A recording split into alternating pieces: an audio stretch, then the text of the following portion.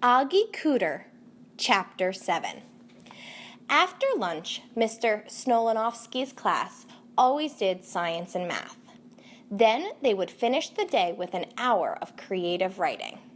Creative writing was Oggie's worst subject. For one thing, his handwriting was horrible, which was one of the reasons America hadn't been able to read his spelling sentence earlier in the day.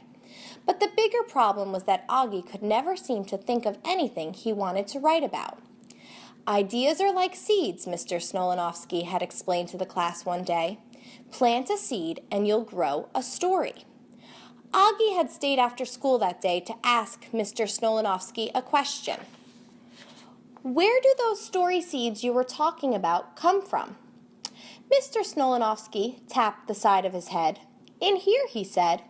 And in here, too. He tapped the left side of his chest over his heart. We're all full of seeds, Oggie. You mean like all watermelons are full of seeds? Oggie asked. Mr. Snolanovsky smiled and said, Yes, exactly. That's what I was afraid of, sighed Oggie. What do you mean? Mr. Snolanovsky asked. My Aunt Hetty has a garden, and she grows watermelons that look like regular watermelons from the outside. But when you cut them open, they don't have any seeds in them at all. Mr. Snolanovsky scratched his head. I think I know what you're trying to say, he told Oggie. But believe me, when I tell you that you're a very interesting person, Oggie Cooder, and unlike your aunt's watermelons, interesting people always have seeds in them. Oggie liked that Mr. Snolanovsky had chosen the words very interesting to describe him, but he was not convinced that what his teacher had said about the seeds was true. As he sat at his desk, listening to the scritch-scratch of pencils going on all around him, Oggie's mind was a total blank. Not a seed in sight. Finally, he raised his hand. May I go get a drink of water? He asked. Mr. Snolanovsky nodded, and Oggie went out into the hall to the drinking fountain. He took several long gulps of cool water, and when he lifted his head to wipe his mouth, he looked down the hall and noticed a very short man standing outside the school office with a cardboard box in his arms. The man was bald and had dark sunglasses pushed up onto his forehead. As Oggie watched, the man placed the box on the floor, opened it up, and took out a piece of bright pink paper. Then, standing on the box in order to help him reach, he tacked the pink paper up on the school bulletin board. The man noticed Oggie watching him. Check it out, he called down the hall to Oggie. You never know, kid, this could be your big break. Oggie wasn't sure what the man was talking about, but even though he was curious, he was afraid if he took the time to walk down the hall to look at the bulletin board, Mr. Snolanovsky might notice he was taking too long to get his drink. He didn't want to get in trouble. 3 o'clock tomorrow afternoon at the band shell, the man called, then jumped down off the box, picked it up, and left. Oggie went back to his classroom, telling himself to be sure to remember to stop and look at the pink flyer after school to find out what it was all about. As he opened the door, he ran right smack into Donica Perfecto, who was on her way out of the classroom with a bathroom pass in her hand.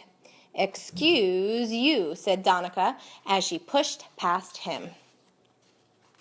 Oggie had hoped that taking a water break might somehow loosen his brain enough to make a story seed fall out of it. But nothing like that seemed to be happening. Mr. Snolanovsky noticed that Oggie was having trouble and came over to talk to him. Can I ask you something, Oggie? Sure. Do you have any pets? Yepers. A dog named Turk. He's the best. Does he ever do funny things? Sure, said Oggie. Like what? Mr. Snolanovsky asked. Like this one time he buried a bone under my mother's pillow, and another time he found a bag of black licorice and... Mr. Snolanovsky held up his hand to stop Oggie. Write it, Oggie, he said. Oggie was confused. Write what? He asked. The story about what Turk did with the black licorice, Mr. Snolanovsky told him. That's a seed. It is? Said Oggie, lighting up. When the final bell rang, Oggie had already used up 2 pages, front and back, writing his story. And he hadn't even gotten to the part about Turk throwing up yet. He put his story in his backpack in case he wanted to work on it some more at home. Then he got his jacket out of the closet, waved goodbye to Mr. Snolanowski, and started down the hall. As he walked past the bulletin board, he suddenly remembered the man he'd seen earlier and stopped to take a look at the pink flyer. Only it wasn't there. Oggie searched the whole board twice, but there wasn't anything even remotely pink, and there wasn't anything that mentioned an event taking place at the bandshell on Friday either. "Weird," said Oggie. "You sure are," someone said right behind him. Oggie turned around in time to see David Corbin disappearing around the corner with a basketball tucked under his arm.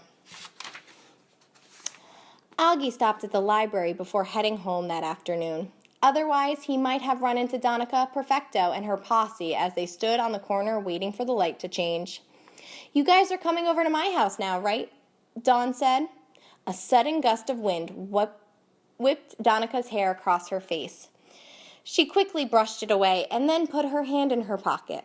She felt the pink paper flyer there and pushed it down deeper. She didn't want anyone to see it, especially not Dawn or Hannah. "I can't come over today," Donica said. "Why not?" asked Hannah. "I've got a stomachache." Donica suddenly grabbed her middle and grimaced as if she were in horrible pain. "Actually, I think my appendix might be exploding." "Are you okay?" both girls asked, full of concern. "I'll be fine," Donica replied, "but I think I better go straight home, just in case I need to go to the hospital or anything." "That's strange," said Dawn, as Donica hurried away, still clutching her stomach. "She seemed perfectly fine a minute ago, didn't she?" As it turned out, Dawn and Hannah were right to be suspicious. Donica Perfecto was definitely up to something. The question was, what?